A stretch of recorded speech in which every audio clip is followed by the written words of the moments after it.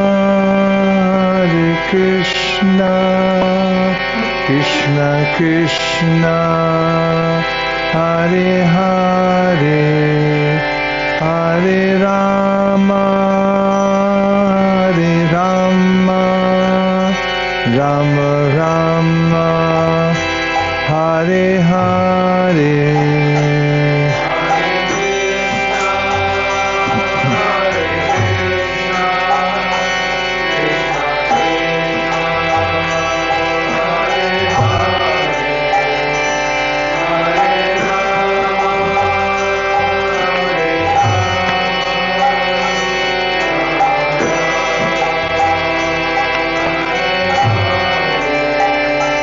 Hare Krishna, Krishna Krishna, Hare Hare, Hare Rama, Hare Rama, Rama Rama, Hare Hare.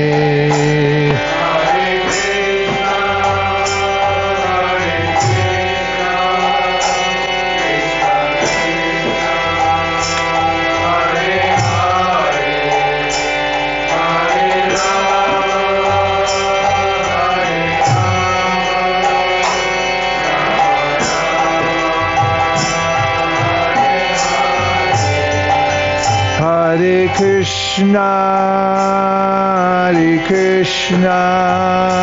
Krishna Krishna, Hare Hare, Hare Rama, Hare Rama, Rama Rama, Hare Hare.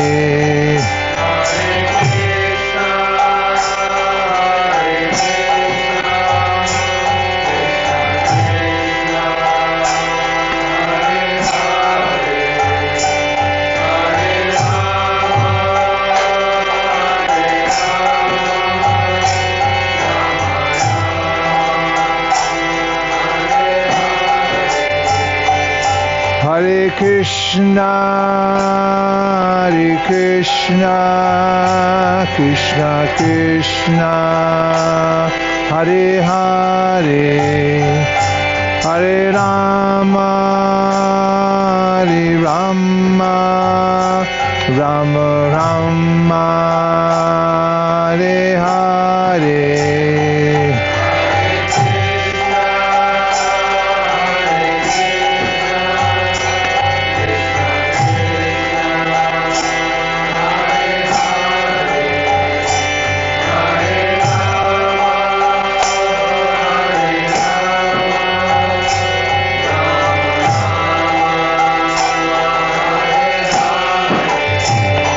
Hare Krishna, Krishna Krishna, Hare Hare, Hare Rama, Hare Rama, Rama Rama, Hare Hare.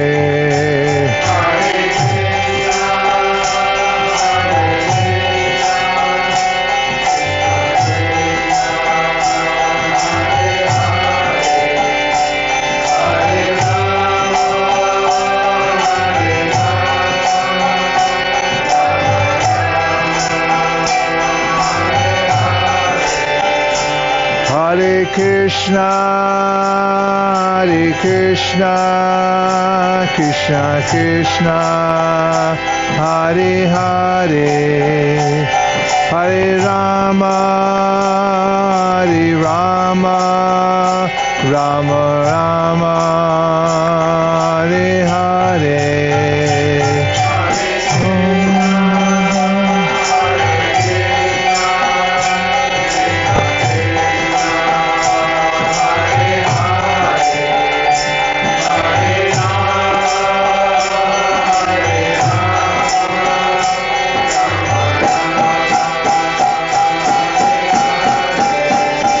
Hare Krishna, Krishna Krishna, Hare Hare, Hare Rama, Rama Rama, Hare Hare.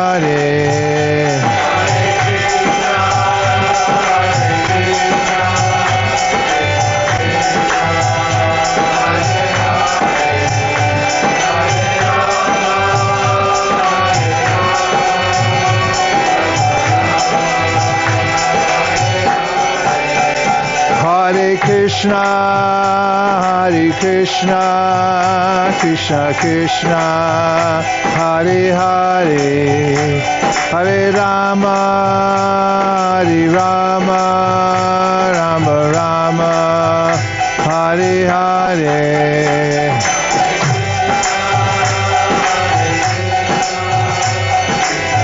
Finish.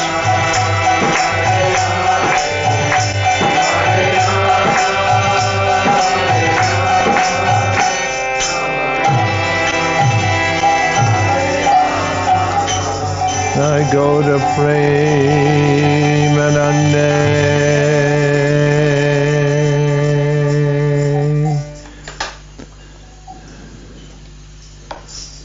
Vairagya Vidya Nija Bhakti Yoga Shikshartamekam Purusha Purana Shri Krishna Chaitanya Sharira Dhari Kripam Budir Param Padye Kalam Nashtam Nijam Bhakti Yogam Jam Pradishkartam Shri Krishna Chaitanya Nama Avirbhutas Tasya Padara Vinde Gadam Liyatam Chittavringa Ajanulambita Bujo Kanakavadato Samkirtanaika Pitaro Kamalaya Taksho Vishwambaro Dvijavaro Yugadharma Palo Vande Jagat Priya Karo Karunavataro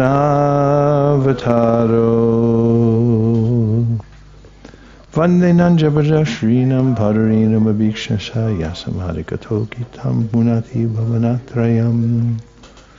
We're continuing our reading of the Sri Chaitanya Charitamrita. Welcome back, everybody. We're broadcasting live from the Bhaktivedanta studios at Govardhan, and we're taking up at the Madhya Lila chapter 19. The Lord instructs Srila Rupa Goswami at text number 118. In his book Chaitanya Chandrodaya, Kavi Karnapur, the son of Shivananda Sain, has elaborately described the meeting between Sri Rupa Goswami and Sri Chaitanya Mahaprabhu. And it goes as follows. In the course of time, the transcendental news of Krishna's pastimes in Vrindavan was almost lost. To enunciate explicitly those transcendental pastimes, Sri Chaitanya Mahaprabhu empowered Srila Rupa Goswami and Sanatana Goswami with the nectar of his mercy to carry out this work in Vrindavan. This verse and the following two verses are from Act 9, 38, 29, 30 of the of Chaitanya Chandrodaya by Sri Kavi Karnapur. From the very beginning, Srila Rupa Goswami was deeply attracted by the transcendental qualities of Sri Chaitanya Mahaprabhu. Thus he was permanently relieved from family life. Srila Rupa Goswami and his younger brother Ballabha were blessed by Sri Chaitanya Mahaprabhu. Although the Lord was transcendentally situated in his transcendental eternal form at Prayag, he told Rupa Goswami about transcendental ecstatic love of Krishna. The Lord then embraced him very fondly and bestowed all his mercy on him.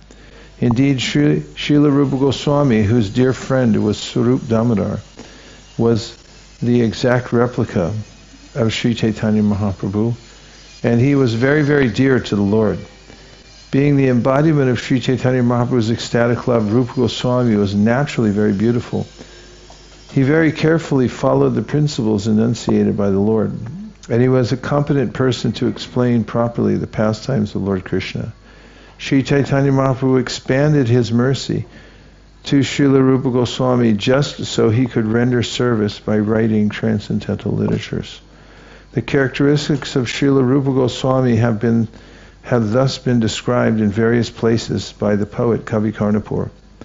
An account has also been given of how Sri Chaitanya Mahaprabhu bestowed his causeless mercy upon Srila Rupa Goswami and Srila Sanatana Goswami. Srila Rupa Goswami and Sanatana Goswami were the objects of love and honor for all the great stalwart devotees of Sri Chaitanya Mahaprabhu. If someone returned to his country after seeing Vrindavan, the associates of the Lord would ask him questions. They would ask those returning from Vrindavan, how are Rupa and Sanatana doing in Vrindavan? What are their activities in the renounced order? How do they manage to eat? These were the questions asked. The Lord's associates would also ask, how is it that Rupa and Sanatana are engaging in devotional service 24 hours a day? At that time, the person who had returned from Vrindavan would praise Srila Rupa Goswami and Sanatana Goswami.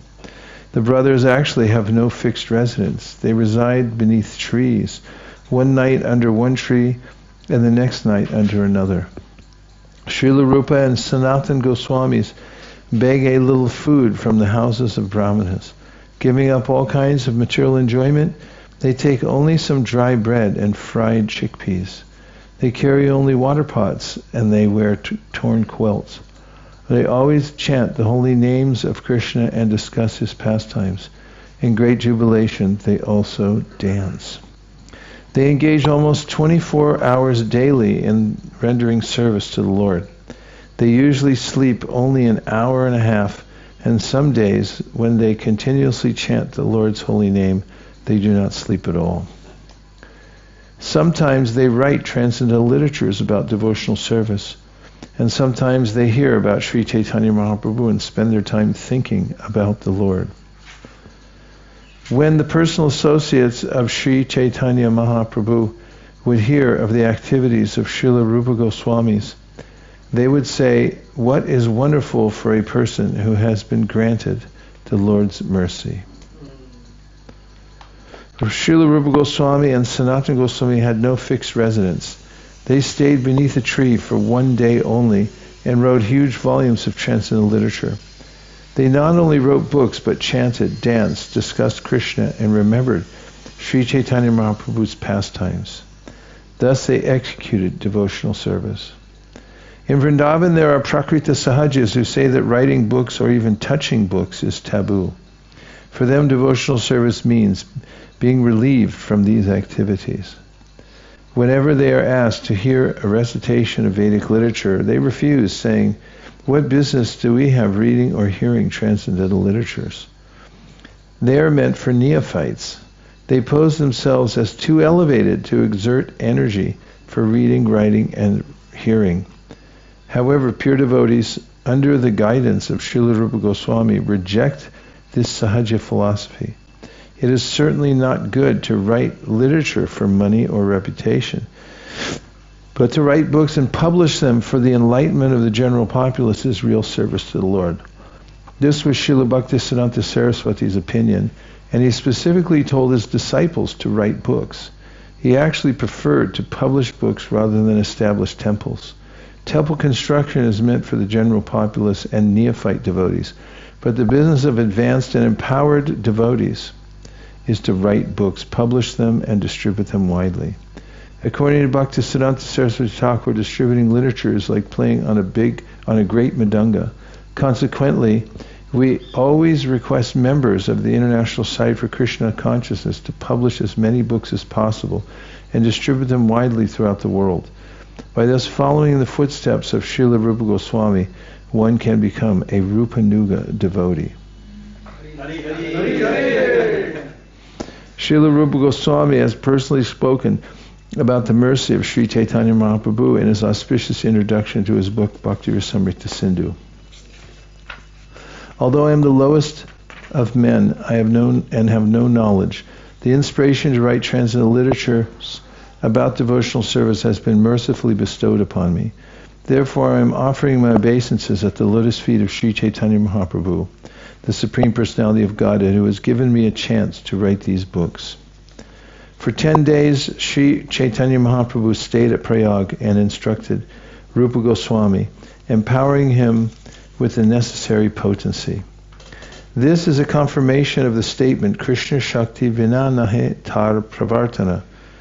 Unless one is specifically empowered by the Supreme Personality of Godhead, he cannot spread the Krishna consciousness movement. An empowered devotee sees and feels himself to be the lowest of men, for he knows that whatever he does is due to the inspiration given by the Lord in the heart. This is confirmed.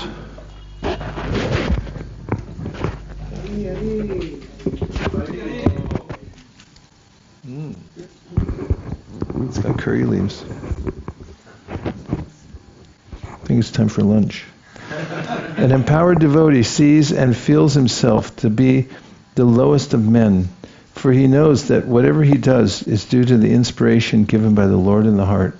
This is confirmed by Lord Krishna in the Bhagavad Gita. Tesham satata yuktanam bhajatam priti purvakam tadani buddhi yogam tam yenamam upayanti te. To those who are constantly devoted to serving me with love, I give the understanding by which they can come to me. To be empowered by the Supreme Personality of Godhead, one has to qualify himself. This means that one must engage 24 hours a day, 24 hours daily in the loving devotional service of the Lord. The material position of a devotee doesn't matter because devotional service is not dependent on material considerations. In his earlier life, Srila Rupa Goswami was a government officer and a grihasta. He was not even a brahmachari or a sannyasi. He associated with mlechas and yavanas. But because he was always eager to serve, he was a qualified recipient for the Lord's mercy. A sincere devotee can therefore be empowered by the Lord regardless of his situation. In the preceding verse from the Bhakti Rasamrita Sindhu, Srila Rupa Goswami has described how he was personally empowered by the Lord. He further states in the Bhakti Rasamrita Sindhu, Ihayasya harer dasye karmana manasa gira nikilasyapyavastastu jivan mukta sauchite. A person acting in the service of Krishna with his body, mind, and words is a liberated person even in the material world, although he may be engaged in many so-called material activities. To keep oneself free from material contamination and attain the Lord's favor, one must be sincerely eager to render service to the Lord. This is the only qualification necessary. As soon as one is favored by the mercy of the spiritual master and the Lord, one is immediately given all the power necessary to write books and propagate the Krishna consciousness movement without being hampered by material considerations. Sri Chaitanya Mahaprabhu said, "My dear Rupa, please listen to me. It is not possible to describe devotional service completely. Therefore, I'm just trying to give you a synopsis of the symptoms of devotional service. The ocean of transcendental mellows of devotional service is so big that no one can estimate its length and breadth. However, just to help you taste it, I'm describing but one drop. In this universe, there are limitless living entities in 8,400,000 species, and all are wandering within this universe. This is a challenge to so-called scientists and philosophers who presume that there are living entities on this planet only. So-called scientists are going to the moon, and they say there is no life there. This does not tally with Sri Chaitanya Mahaprabhu's version. He says that everywhere within the universe there are unlimited numbers of living entities in 8,400,000 different forms. In the Bhagavad Gita 2.24, we find that the living entities are sarvakata, which means that they can go anywhere. This indicates that there are living entities everywhere. They exist on land, in water, in air, in fire, and in ether. Thus, there are living entities in all types of material elements. Since the entire material universe is composed of material elements, They exist everywhere. Thus, there are living entities in all types of material elements. Since the entire material universe is composed of 5 elements, earth, water, fire, air, and ether, why should there be living entities on one planet and not another, and not others? Such a foolish version can never be accepted by Vedic students. From the Vedic literatures, we understand that there are living entities on each and every planet, regardless of whether the planet is composed of earth, water, fire, air, or air. These living entities may not have the same forms that are found on this planet Earth, but they have different forms composed of different elements. Even on this earth, we can see that the forms of land animals are different from the forms of aquatics. According to the circumstances, life conditions differ, but undoubtedly there are living entities everywhere. Why should we deny the existence of living entities on this or that planet? Those who have claimed to have gone to the moon have not gone there, or else, with their imperfect vision, they cannot actually perceive the particular type of living entities there. The living entities are described as ananta, or unlimited. Nonetheless, they are said to belong to 8,400,000 species. As stated in the Vishnu Purana, Jalaja Navalakshani Stavara Lakshavimshati Krimayo Drudya Sankhya Ka Pakshinam Dashalakshanam Trimshal Lakshani Pashabaha Chatur Lakshani Manushaha. There are 900,000 species living in the water. There are also 2 million non-moving living entities, stavara, such as trees and plants. There are also 1,100,000 species of insects and reptiles, and there are 1 million species of birds. As far as quadrupeds are concerned, there are 3 million varieties. And there are 400,000 human species. Some of these species may exist on one planet and not on another, but in any case, within all the planets of the universe, and even in the sun, there are living entities. This is the verdict of the Vedic literatures. As the Bhagavad Gita 2.20 confirms, Najayate mriyate va kadachin Nayam bhutva bhavitadva nabuya ajo nitya shashvato yam purano nahanyate hanyamane sharire. For the soul there is neither birth nor death at any time. He has not come into being, does not come into being, and will not come into being. He is unborn, eternal, ever-existing, and primeval. He is not slain when the body is slain.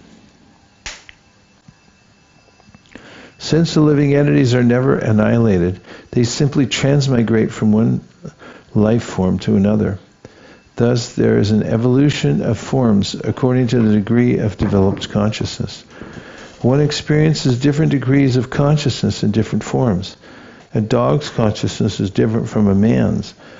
Even within a species, we find that a father's consciousness is different from his son's, and that of a child's consciousness is different from a youth's. Just as we find different forms, we find different states of consciousness. When we see different states of consciousness, we may take it for granted that the bodies are different. In other words, different types of bodies depend on different states of consciousness. This is also confirmed in the Bhagavad Gita. Yang vapi smaran bhavam tatatante kalevaram tam tam evaita konteya saratad bhava bhavita. One's consciousness at the time of death determines one's type of body in the next life. This is the process of transmigration of the soul. A variety of bodies is already there. We change from one body to another in terms of our consciousness.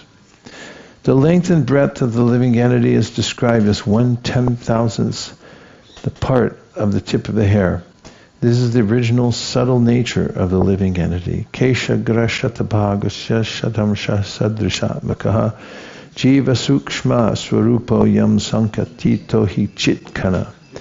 If we divide the tip of a hair into 100 parts, and then take one of these parts and divide it again into 100 parts, that very fine division is the size of but one of the numberless living entities. They are all chitkana, particles of spirit, not matter. This is quoted from the commentary on the portion of Srimad Bhagavatam wherein the Vedas personified offer their obeisances unto the Supreme Personality of Godhead. Lord Krishna confirms this statement in the Bhagavad Gita 15.7, Mamai Vamsho Jiva Loke Jiva Bhuta Sanatana. The living entities in this conditioned world are my eternal fragmental parts. Lord Sri Krishna personally identifies himself with the minute living entities. Lord Krishna is the Supreme Spirit, the Super Soul, and the living entities are his very minute parts and parcels. Of course, we cannot divide the tip of a hair into such fine particles, but spiritually such small particles can exist. Spiritual strength is so powerful that a mere atomic portion of spirit can be the biggest brain in the material world. The same spiritual spark is within an ant and within the body of Brahma. According to his karma, material activities, the spiritual spark attains a certain type of body.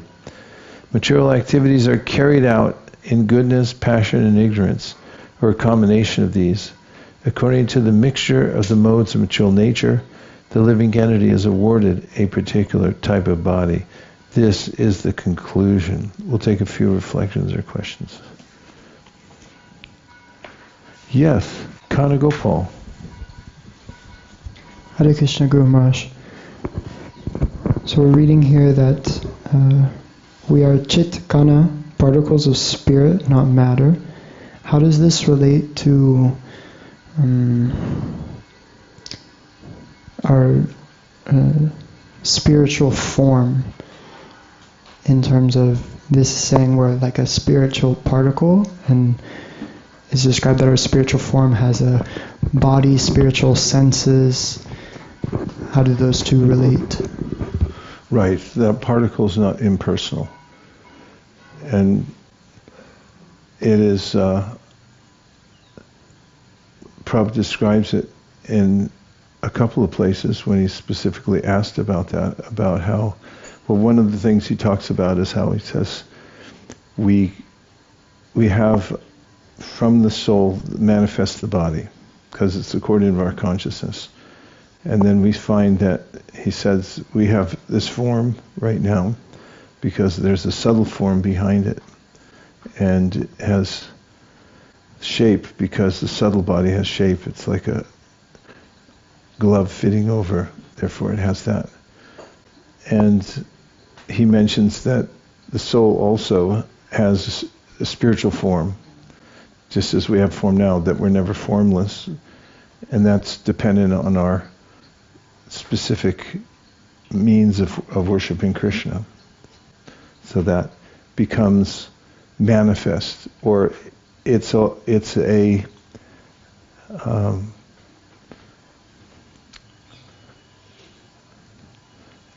evolution of the soul. In that, we find in Bhagavatamrita that those who are coming in and out of Vaikuntha have variegated forms, and they're all spiritual.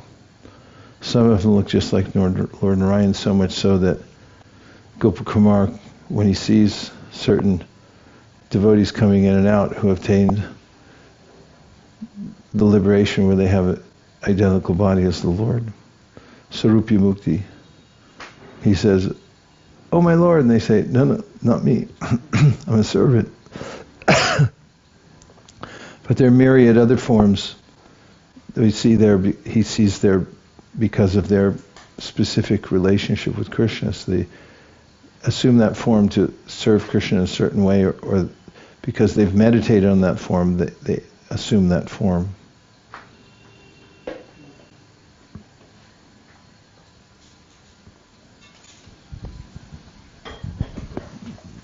I met one Indian man, he said,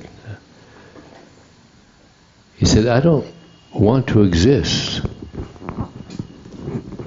I'm forced to, I don't if I don't surrender, then I suffer, so where's the free will? So I didn't know what to say to him. Well, many of these proclamations, as Krishna says, are due to psychological anomalies. And people say things that are logical fallacies. For instance, why can't God make the material world the spiritual world? And in philosophy and logic, this is like saying, why can't a triangle be a square? Because, and it's an absurd proposition. There are tattvas, there are states of being that exist that you can point to. So there are squares and there are triangles, and you say, why can't a triangle be a square? Then you're not having a conversation. You're not even speaking in a way that can be entertained, because it's illogical. It's a fallacy. So to say that I exist, I don't want to exist, is also like saying, why can't a square become a triangle? However, Krishna does fulfill the desire of somebody who wants that to a certain degree. For instance, Buddhists want to become void so they can take on the body of a stone, Prabhupada says. And they can live as a stone. And of course impersonalists want to merge, and they can do that. But it's not permanent. I mean, in eternity, there's a natural tendency of the soul for enjoyment, because it's there in Krishna, we're parts of him. So he may fall out of that, whatever non-activity is there, supposed non-activity for some time, or whatever equilibrium he achieves beyond the movement caused by the modes of material nature. Arui Krishna Parampadam Tata. But Tantyado, again, he'll fall back down again, being attracted by activity. Devavrata. There's a verse in the 11th canto which speaks about this type of mentality. Can I read it? Yeah. Atma parigyanam ayo vivado hiyastiti nastiti vyarta nishta vyartapi naivo paramate mapumsam mata paradritta diyam swalokat. The speculative argument of philosophers, this world is real, no it is not real, is based upon incomplete knowledge of the Supreme Soul and is simply aimed at understanding material dualities. Although such argument is useless, persons who have turned their attention away from me, their own true self, are unable to give it up. That goes for many other kinds of argument as well, in which there's no conclusion. We talked about it maybe at the beginning of the readings, the origin of the jiva and so forth, speculating about those things that have no conclusion within the mind. Krishna considers them useless, therefore Krishna advocates for the Stita Dhir Muni, who simply accepts Krishna's version and moves on. Are there other reflections or questions? Perhaps we'll look to the outside people's party. How's everybody out there? If we look out there, we just see perfected living beings, living in a state of bliss and perfection. Individual existence, but only thinking of Krishna and absorbed in hearing and chanting. It's quite a realm you live in out there. We can observe it from here. Gopinath? Hare Krishna. A few purports back, it was just mentioned that Rupa Goswami was not in the Brahmachari ashram or sannyas ashram, and it said he was a grahastha. I've never heard that he was married or had a family. I just want to clarify on that point. Yeah, it took him a year to be able to divest himself of his assets and move on to join Sri Chaitanya Mahaprabhu. It may sound from the story and the way it's truncated that he just saw Chaitanya Mahaprabhu and then walked off, but there's more to the history. 1 year it took him. Of course, that's even a short amount of time. Kanana Maharaj talks about, he gave a class in Vrindavan or Mayapur, and he talked about how he wanted to take sannyas, and then it took him 2-3 years in order to go back to work and earn enough money so he could buy his wife a house, so he could take sannyas. So it's disentangling oneself from the practical aspects of the material world is onerous. So is dying, by the way, because when somebody dies, it takes years to tie up the loose ends from even one person's life, financially, socially. All their assets have to be liquidated. It can take years. Living beings are somewhat consequential because they're part of Krishna. Okay, what else? Hare Krishna, Guru Maharaj. I just related to the topic of desire of to not exist. So just remind me in the Lagu Bhagavatamrita, in his commentary to this Baladev Vidyabhushana, he is saying an example. So he's saying, usually we hear that it's very difficult, like in Bhagavad Gita, Kleshodika Tarastisham, Avyakta Sakta Chetasam. But he's saying it's quite easy. He gives a wonderful example. Like if you take a salt and you put the water in the salt, and then it's disappeared. Similarly, he gives he gives an example of understanding of the Bhagavan as an example of the milk. Like the milk have a taste, have a color, and after taking the milk, one definitely experiences Ananda. So he compared these two examples, and yeah. So let me make sure I got the analogies correctly in order. The salt and the water is a kind of merging. Yeah. And it's easy because all of a sudden you just don't see the salt anymore. Yeah, but one can taste this. But you salt. can taste it. So what does that mean? So he was just comparing this Brahman existence. So desire to be not existent, but at the same time it's not possible. So he gives an example of the salt. So you can still taste it, even though it looks like it. See, it's gone. You're gone. And then it's like, no, still there. Yeah. Right? Yeah. And what about the milk? The milk contains three aspects. Like it have a color, it have a taste, and one can experience Ananda. Mm. And that means, and that's analogous with? Realization of Bhagavan. Right. Yeah, I remember that example. This is fantastic. Hare Krishna. What a great contribution. You wait to spring at the right times and then get a sixer. Okay. Yeah, we got more from outside People's Party. Just a quick one. I just found it interesting that Chaitanya Mahaprabhu started off his conversation with Rupa Goswami basically the same way he did with Arjuna, talking about the soul.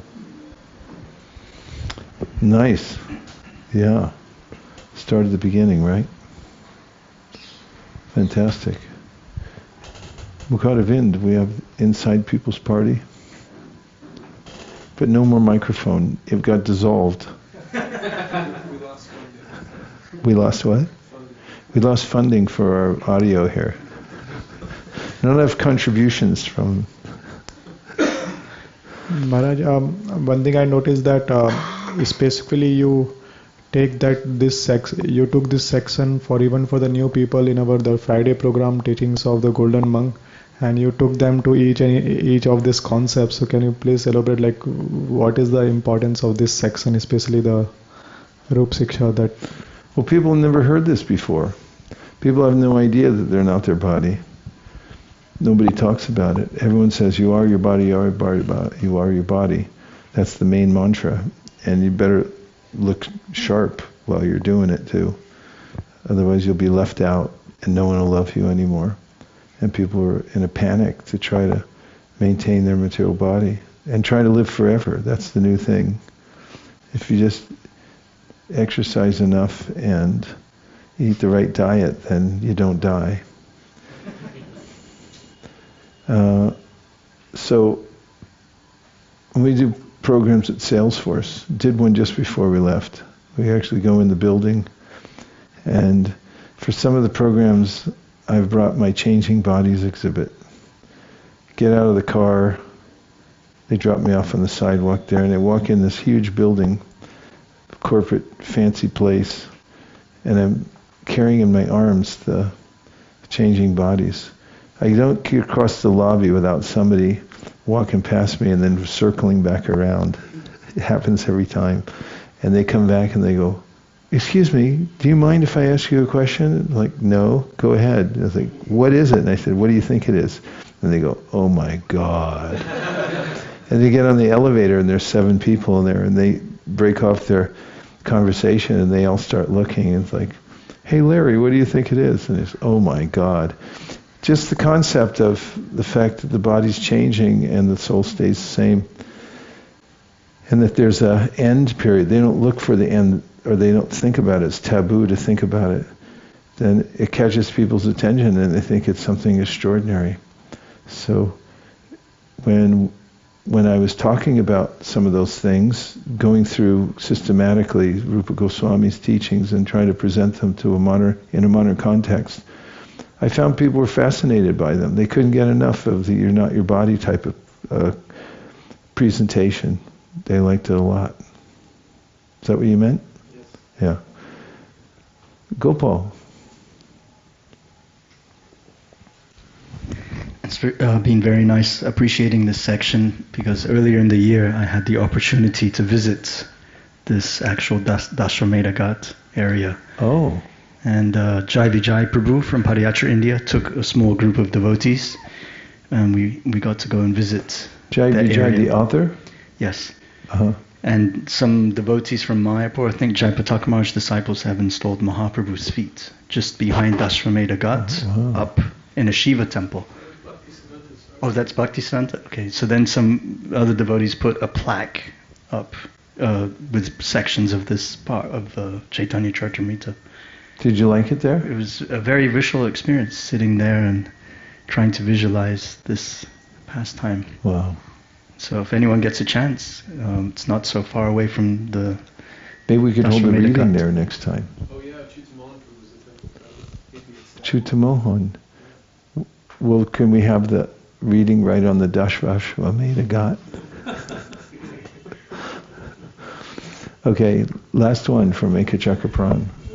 There's this one purport where Prabhupada talks about writing and publishing books and how his Guru Maharaj preferred it to building temples, called it the Brihat Mridanga, and requested all the members of the society to publish and distribute as many books as possible all around the world. I was wondering, in your opinion, how can we bring this teaching into reality and put our priorities, how can we prioritize this teaching here and now? Well, one thing is to write, because if you don't write, you won't have any books. And Prabhupada encouraged devotees to write in order to consolidate their realizations. And one place he encouraged people to write was in the Bhakti Guided magazine. And to be able to put together a compelling article that catches the attention and has philosophical points, it's quite an art. In fact, Narangi Devi Dasi was just here with Nagar Chandra. She's a pretty good writer. She gave me a book. Now she's been published in the BTG 2 or 3 times, and her articles have been really well accepted.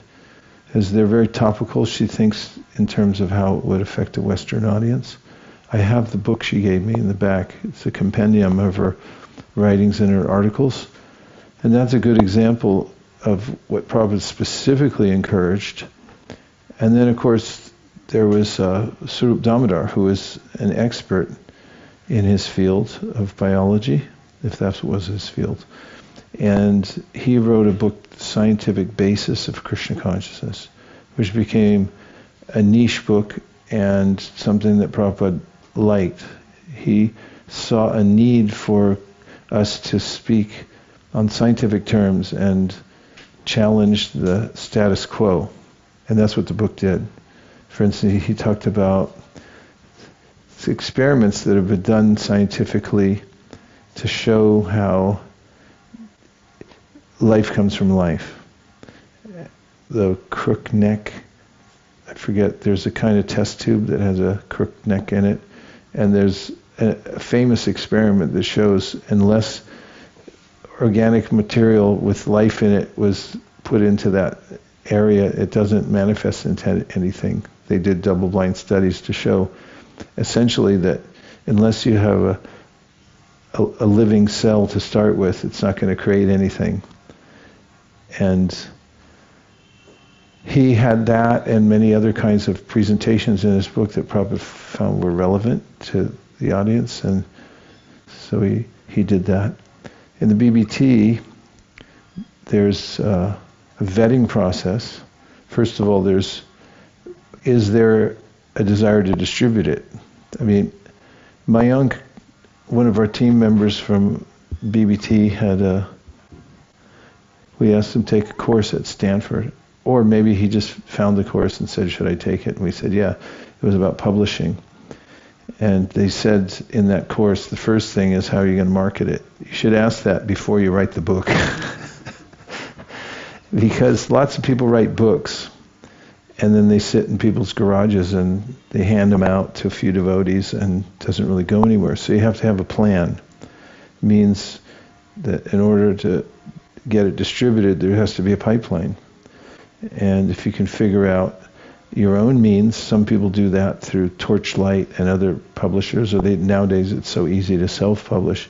If someone figures out how to make a pipeline to distribute it to others, then that could be reasonable. Through the BBT, there actually has to be a market for it. Like people say, the divisional heads would say, before they would pay for a book to be printed in mass quantity, they would say, well, who's going to sell it? Or any of the entities, the temples, the community is going to buy it. And therefore, if they are, they take it. But even before that, there's a vetting process. There's a panel of educated people who are writers, and I don't even know who they are because they keep them secret. But they go through the various manuscripts that are presented to see, even if they're substantial enough to start considering marketing at all. And most of them don't make it, because writing a book, putting it all together so the transitions are there and it catches people's interest and it's relevant, it hasn't already been done before, that's a big issue. Because writing a book's like building a house. You got to have a little carpentry still, plus you have to have a whole crew to help put it together. Then there's the issue of not wanting to eclipse Prabhupada's books. So certain kinds of books, there's a trepidation that if we get too many books coming through the BBT, for instance, or devotees dilute the books that we're distributing of Prabhupada's books on Sankirtan, then the ratio will change, and pretty soon there'll be fewer Prabhupada's books and more of the other kinds of books. So those are considerations also, as far as how many you're going to print and how many you're going to let in. And a lot of those issues aren't completely resolved, because on one side of the spectrum, some people say there shouldn't be any books besides Prabhupada, and other people say it actually glorifies Prabhupada to see that there are people who came after Prabhupada who can write comprehensively in such a way that it'll attract people's attention. And then you have to contend with that in getting a book through.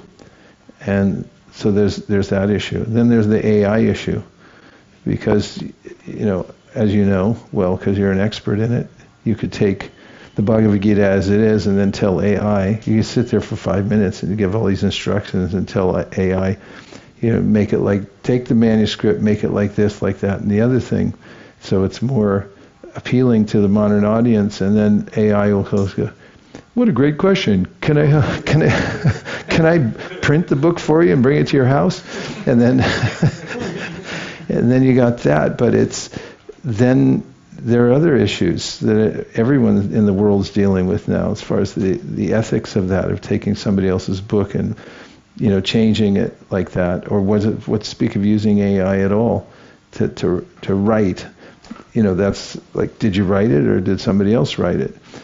So it's a complex issue, but to simplify it, if you write for self-purification and you get going with a genre, like I can see with Narangi, she's developing her genre so that she's preaching the meaningful articles to actually catch people's attention. She had enough of them to put into a book. Now, how that book's going to get marketed, I mean, she gave me one, but who knows, does she have a master plan? So there are a lot of elements that come together in the consideration of publishing a book, especially if you're a member of ISKCON.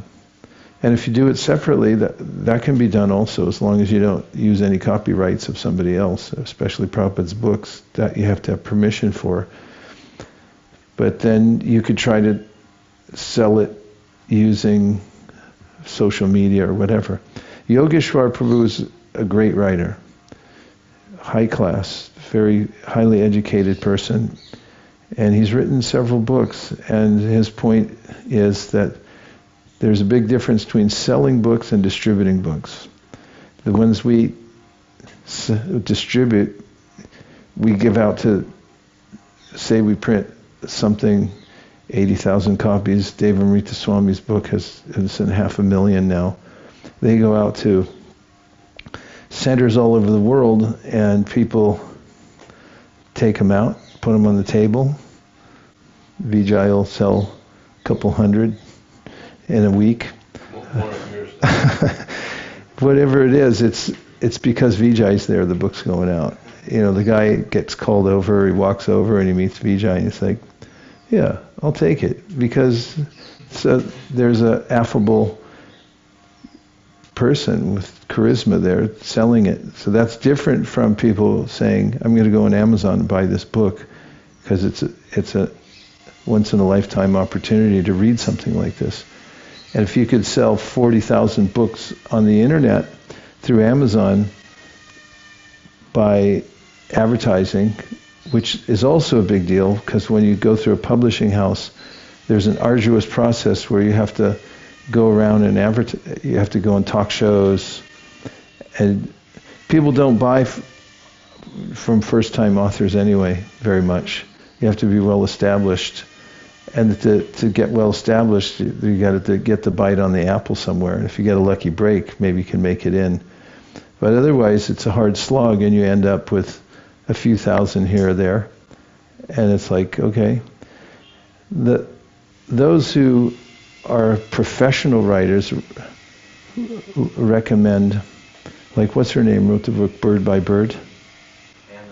Anne Lamott. She talks about how she was a writing teacher, and she says, first thing her students in university say is like, I want to write a bestseller. How do I do it? She said, forget it, first of all. Don't think of writing like that, and go back to square one. Think of what Prabhupada said, write for your own purification. Because when you write something, especially a book, then you become an expert in it and write to consolidate your thoughts. If you can make it available to people afterwards, you find a niche where it's really going to help, then you're extra lucky. But most people, 99% of the books that get published generally don't have that kind of curb appeal or well thought up enough to market it to the wider audience. Those just off the top of my head are a few of the topics, but there are plenty more of them, and it's a very fascinating area to discuss, and it's relevant, obviously, to the purport that was just there. And just a final thing, as far as the tenor of the conversation, the ideas behind it. I had long conversations with Radhikaraman Prabhu when we stayed with him when Sadhusanga was in Utah, which apparently is the new pronunciation I heard this morning. You're from Utah.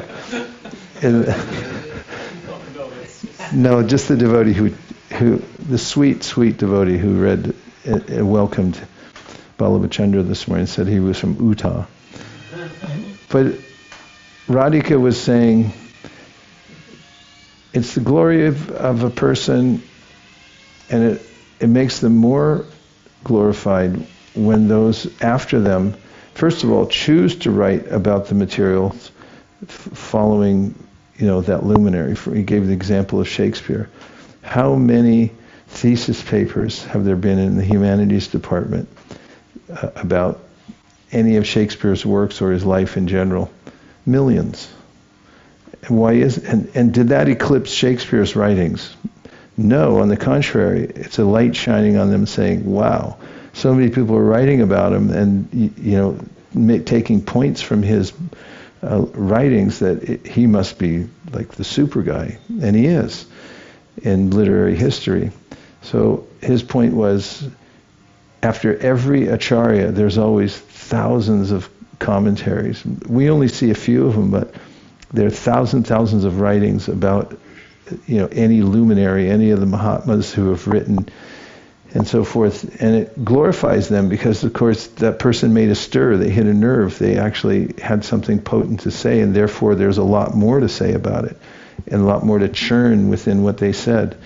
And therefore, his opinion was, and is, that it's the glory of Prabhupada that more people write about what he said and what he brought to bear, the whole canon of Vedic literatures, and how we can bring it into the modern light so that people can take advantage of it. That shows Prabhupada's potency. And case in point was the Brihad Bhagavatamrita, because Joseph T. O'Connell, who at the time was the preeminent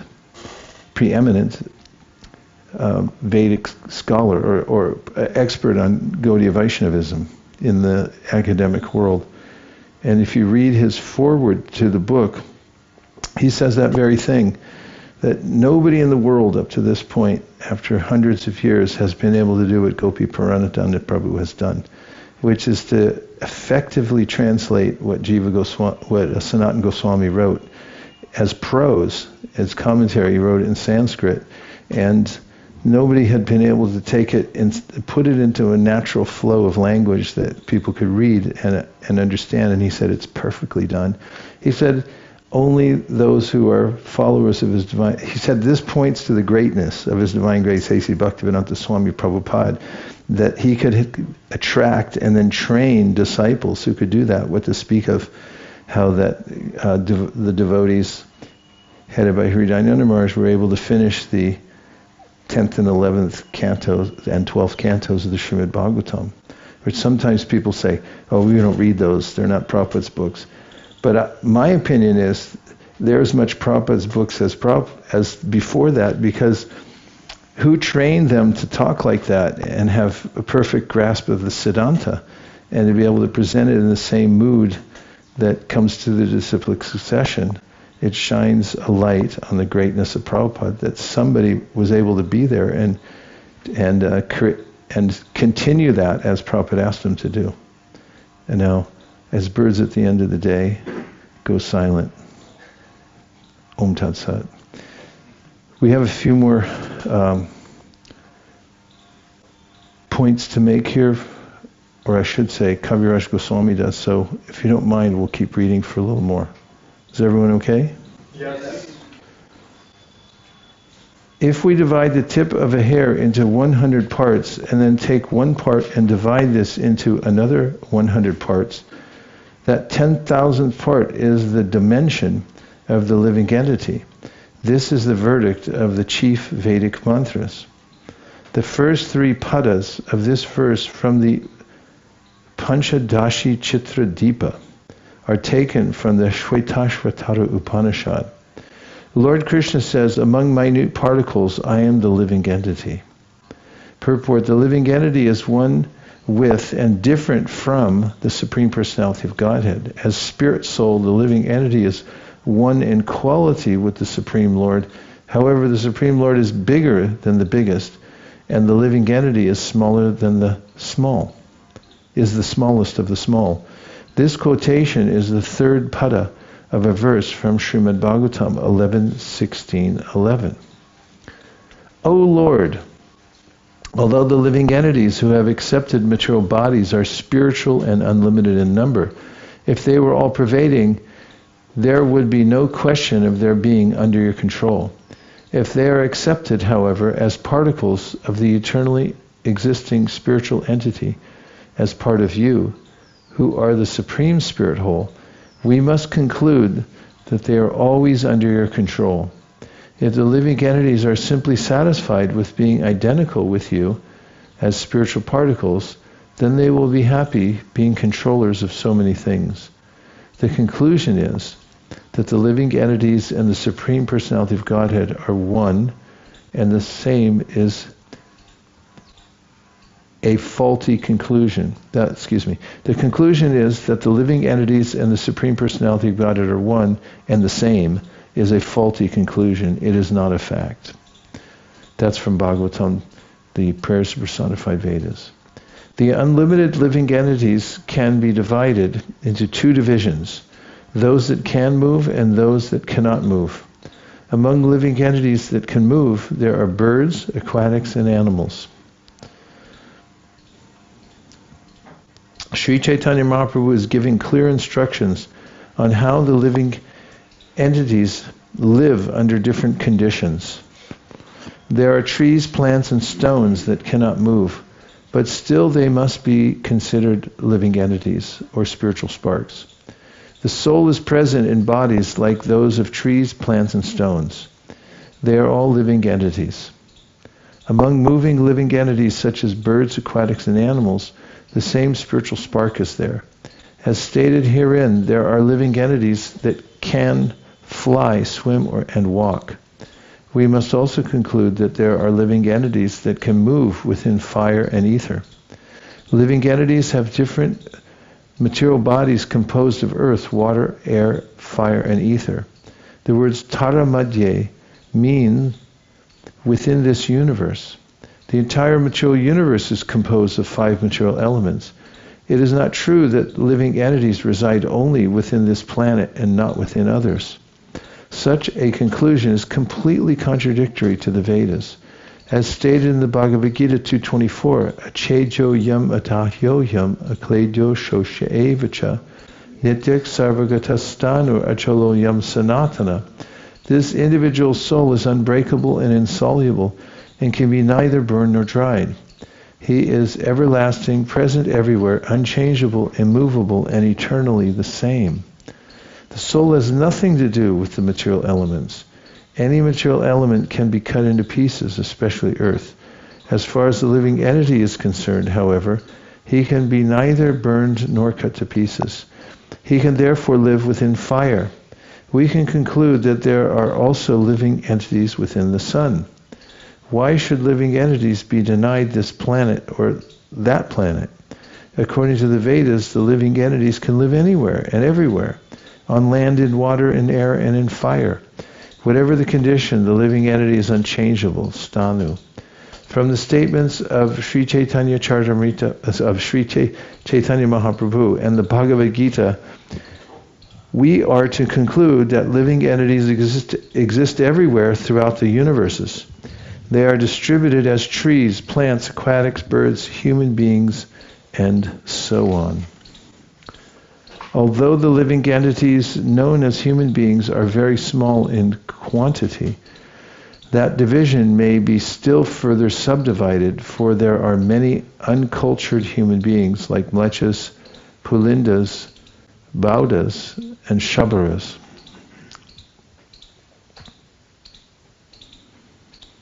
Among human beings, there are those who are followers of the Vedic principles and considered civilized.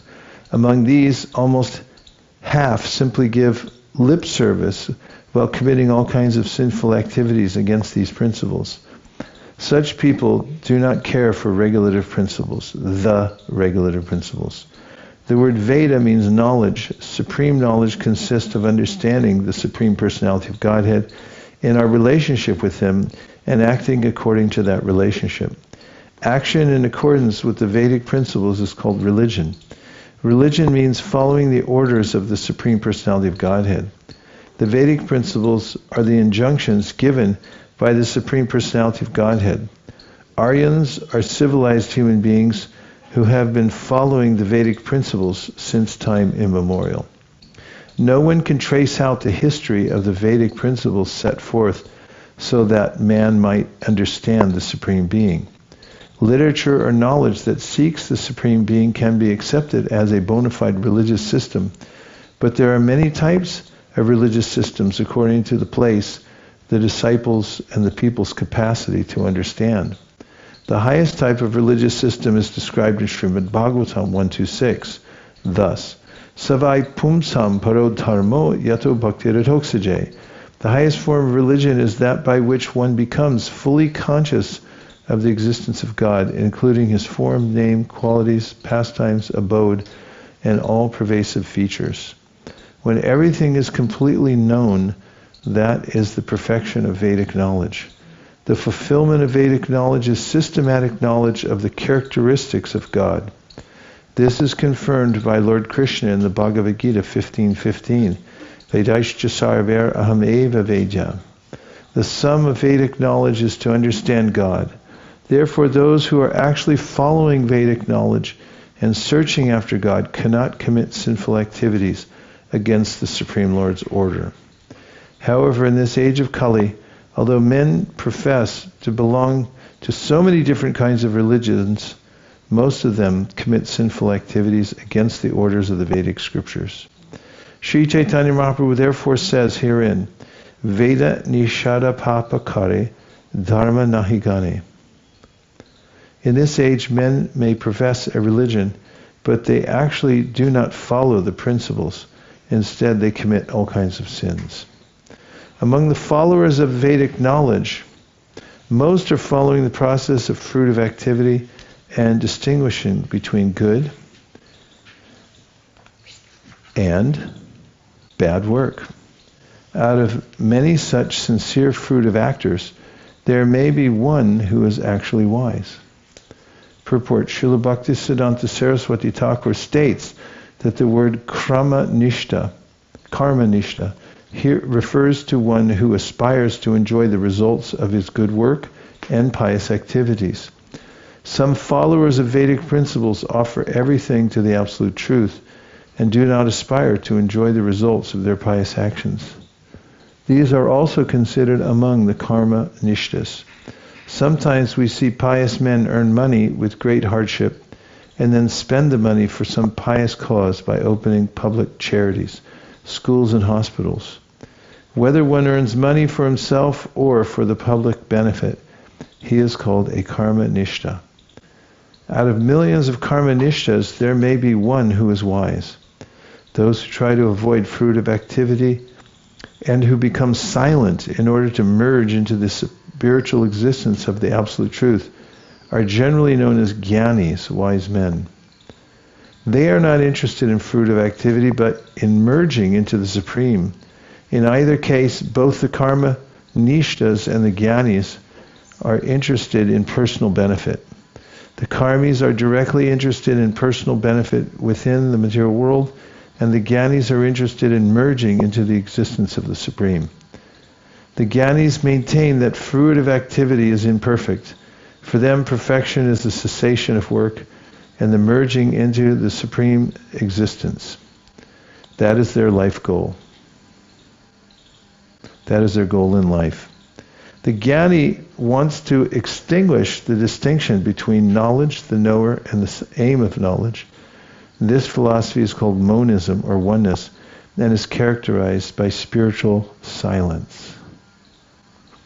Out of many millions of such wise men, one may actually become liberated, mukta, and out of many millions of such liberated persons, a pure devotee of the Lord, Krishna, is very difficult to find. In Srimad Bhagavatam 10.232 it is said that due to their poor fund of knowledge, the jnanis are not actually liberated. They simply think that they are liberated. The perfection of knowledge culminates when one comes to the platform of knowing the Supreme Personality of Godhead. Brahmeti Paramatmeti Bhagavaniti Shabdite. The Absolute Truth, Satya Vastu, is described as Brahman, Paramatma, and Bhagavan. Knowledge of impersonal Brahman and the Supersoul is imperfect until one comes to the platform of knowing the Supreme Personality of Godhead. It is therefore clearly said in this verse, Koti Mukti Madhe Dhulaba Ak Krishna Bhakta. Those who search after the knowledge of impersonal Brahman or localized Paramatma are certainly accepted as liberated, but due to their imperfect knowledge, they are described in Srimad Bhagavatam as Vimuktamanina. Since their knowledge is imperfect, their conception of liberation is imperfect. Perfect knowledge is possible when one knows the Supreme Personality of Godhead. This is supported by Lord Krishna in the Bhagavad Gita. Where do you think you would find such support? Which verse? 529. Everyone concur? Bhoktaram yagyatapasam sarvaloka maheshwaram suridam sarvabhutanam gyatvam shantam rishi. A person in full consciousness of me, knowing me to be the ultimate beneficiary of all sacrifices and austerities, the Supreme Lord of all planets and demigods, and the benefactor and well-wisher of all living entities, attains peace from the pangs of material existence. Pangs are not good. Research is going on for the karmis, jnanis, and yogis, but until the search is complete, no one can attain peace. Material pangs are not good. Therefore, the Bhagavad Gita says, Gyatva mam shantim brichyati. One can actually attain peace when he knows Krishna. This is described in the next verse. That's monumental, isn't it? Say yes. Yes. Because, here you go. Here's your verse. Krishna bhakta nishta ataiva shanta bhukti mukti siddhikami sakali ashanta. Because a devotee of Lord Krishna is desireless, he is peaceful.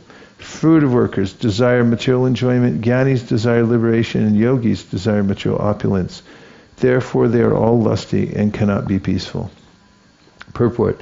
The devotee of Lord Krishna has no desire other than serving Krishna. Even so-called liberated people are full of desires. Fruitive actors desire better living accommodations, and jnanis want to be one with the Supreme. Yogis desire material opulence, yogic perfections, and magic. All of these non-devotees are lusty, kami. Because they desire something, they cannot have peace. The peace formula is given by Krishna in the Bhagavad Gita 5:29.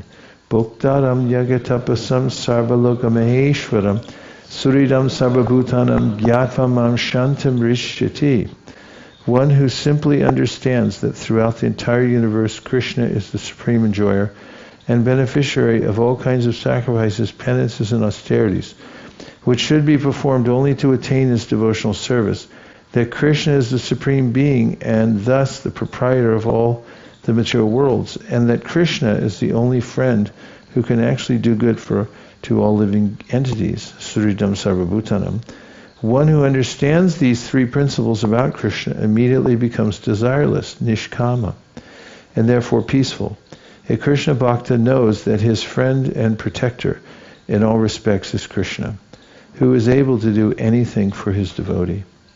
Krishna says, Kunteya prajidanihi nami bhakta pranashyati. O son of Kunti, declare boldly that my devotee never perishes. Since Krishna gives this assurance, the devotee lives in Krishna and has no desire for personal benefit. The background for the devotee is the all-good himself. Why should the devotee aspire for something good for himself?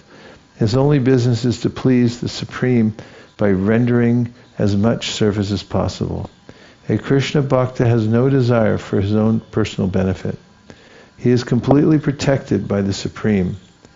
Avashya Rakshibe Krishna Vishwas Palana.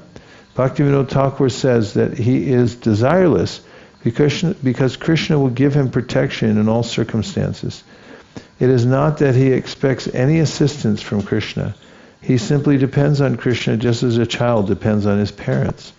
The child does not know how to expect service from his parents, but he is always protected nonetheless. That's interesting. It's better than interesting. It's inspiring. This is called nishkama, desirelessness. Although karmis, jnanis, and yogis fulfill their desires by performing various activities, they are never satisfied. A karmi may work very hard to acquire $1 million, but as soon as he gets $1 million, he desires another million. For the karmis, there is no end of desire.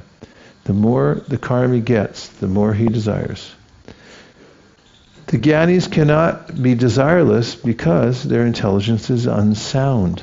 They want to merge into the Brahman effulgence, but even though they may be raised to that platform, they cannot be satisfied there. There are many jnanis and sannyasis who, after taking sannyas and giving up the world as false, return to the world to engage in politics or philanthropy, or to open schools and hospitals. This means that they could not attain the real Brahman, Brahma Satyam. They have to come down to the material platform to engage in philanthropic activity. Thus they again cultivate desires, and when these desires are exhausted, they desire something different. Therefore, the jnani cannot be nishkam, desireless, nor can the yogis be desireless, for they desire yogic perfections in order to exhibit some magical feats and gain popularity. People gather around these yogis, and the yogis desire more and more adulation. Because they misuse their mystic power, they fall down again to the material platform. It is not possible for them to become nishkam, desireless. The conclusion is that only the devotees who are simply satisfied in serving the Lord can actually become desireless. Therefore, Chaitanya Mahaprabhu says here, Krishna Bhakta Nishkam, since the Krishna Bhakta, the devotee of Krishna, is satisfied with Krishna, there's no possibility of fall down. Ooh, this next verse is great. We'll have to read it. What do you think? Yes. Oh, all right. Muktaram api siddhanam narayana parayana sadulabha prashanta ma putishvapi mahamune. What a great verse. Do you all like it? Yes. Scale of 1 to 10? 10. Outside People's Party? Okay. O great sage, out of many millions of materially liberated people who are free from ignorance, and out of many millions of siddhas who have nearly attained perfection, there is hardly one pure devotee of Narayan. Only such a devotee is actually completely satisfied and peaceful. This verse is quoted from Srimad Bhagavatam 6.14.5. The Narayana Parayana, the devotee of Lord Narayan, is the only blissful person. One who becomes a Narayana Parayana is already liberated from material bondage. He already possesses all the perfections of yoga.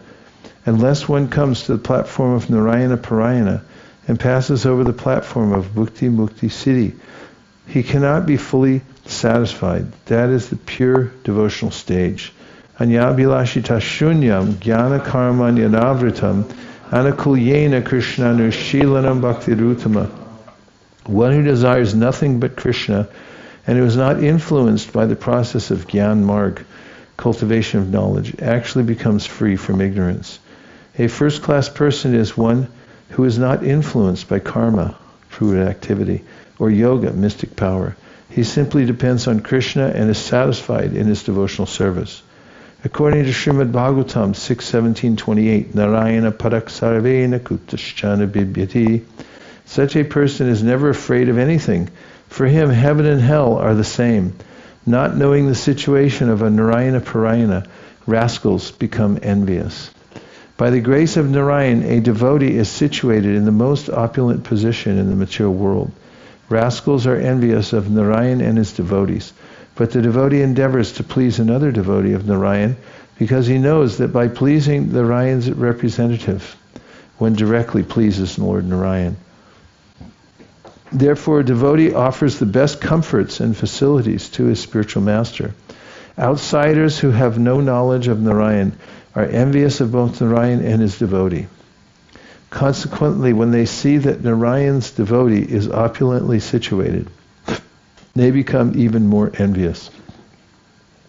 But when the devotee of Narayan asks such foolish people to come live with him in the same comfortable situation, they do not agree because they cannot give up illicit sex, meat eating, intoxication, and gambling. Therefore, the materialist refuses the company of a Narayana Parayana, although he is envious of the devotee's material situation. In Western countries, when ordinary men, storekeepers and workers, see our devotees living and eating sumptuously and yet not working, they become very eager to know where they get the money. Such people become envious and ask, how is it possible to live so comfortably without working? How is it you have so many cars, bright faces and nice clothes, not knowing that Krishna looks after his devotees? Such people become surprised and some become envious. Haribol. Ooh, Brahmanda Brahmate Kom Bhagavan Jeev. We'll take a break. We'll come back here at 12:01. And we'll take it up again at Brahmanda Brahmate Kom Bhagavan Jeev. Thank you very much. Thank you. Thank you very much.